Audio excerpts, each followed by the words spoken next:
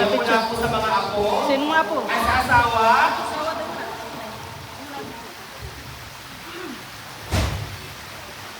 Picture muna tayo, mother.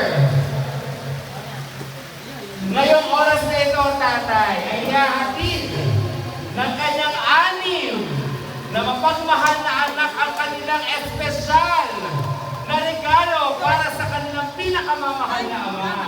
Hindi lang ito simpleng regalo, tatay. Ito ay simbolo ng pagmamahal, pasasalamat, at lahat ng sakripisyong ginawa ni tatay para sa kanilang pamilya.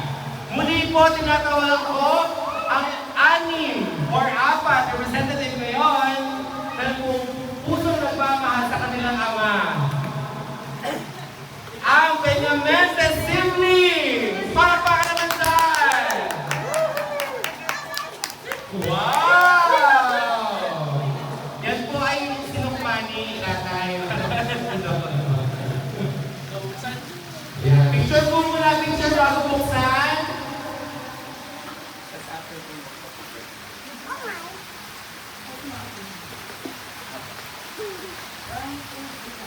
And 3, 2, 1, open na po, tatay! Wow!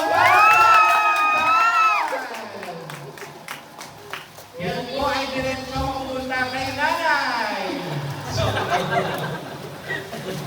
Kaya po, picture po muna sa apat na anak.